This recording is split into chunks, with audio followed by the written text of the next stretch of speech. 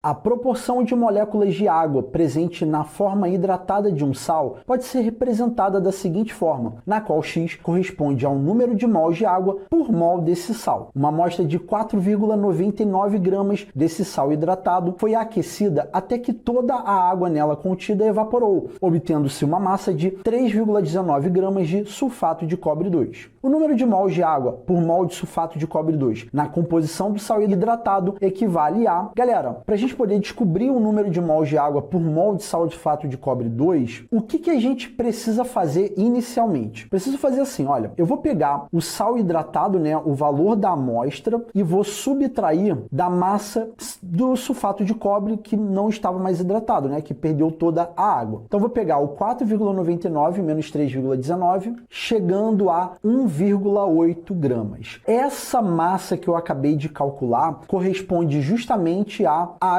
que foi perdida lá por evaporação. E essa quantidade de 3,19 que restou? Isso daqui é somente o sulfato de cobre 2. Então o que eu vou fazer? Eu vou passar aquelas massas que a gente acabou de calcular, né, de 1,8 gramas de água e os 3,19 gramas que eu sei que é só o sulfato de cobre, e vou passar para o número de mols. Então vamos começar pelo mais facinho, que é a água. Então a gente sabe que a cada 1 mol de água eu tenho uma massa de 18 gramas. Por quê? Porque o hidrogênio vale 1 e o oxigênio vale 16, então vai dar 18 gramas. Se eu tenho 1,8 gramas, aqui o X vai valer quanto? Então esse cálculo aqui tá facinho, né? X é igual a 0,1 mol de H2O. Então esse 1,8 gramas eu acabei de descobrir que vale 0,1 mol de água. E agora a gente vai fazer a mesma coisa para o sulfato de cobre. Então na tabela periódica, a massa do oxigênio é 16, a massa do enxofre é 32 e a do cobre é 63,5. Então somando 63,5 com 32, e aqui como são 4 oxigênios vai dar 64, eu chego a 1 mol de sulfato de cobre 2 equivalente a 159,5 gramas. E aí aquela quantidade que restou lá do sal seco, que é 3,19 gramas, eu vou colocar aqui,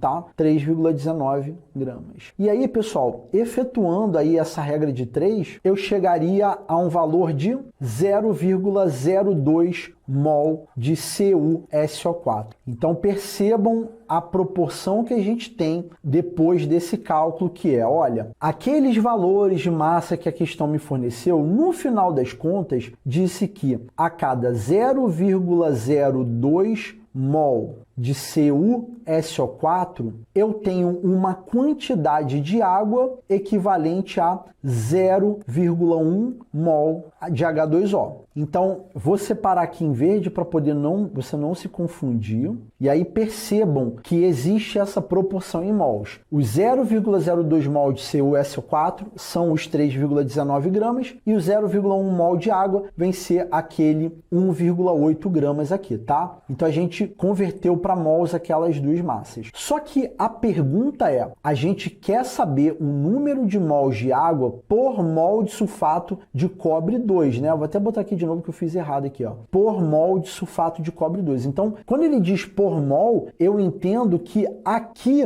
é para eu calcular com base em 1 mol de CuSO4. E aqui eu vou ter meu último X calculado, tá? Então a gente vai ter que X é igual a 5 mols de água, tá? Então essa daqui vem ser a nossa resposta, que está na letra B de bola. Então, recapitulando, eu peguei a massa do sal que tinha água e subtraí da massa do sal seco, né, que teve toda essa água evaporada, e aí eu descobri a massa de água e converti para mols. Peguei a massa do sal, que não tem mais água, converti para o número de mols, chegando nessa primeira linha da regra de 3. 0,02 mol de CuSO4, 0,1 mol de água, peguei 1 mol de CuSO4, que foi o que a questão pediu, e cheguei a uma quantidade de 5 mols de água.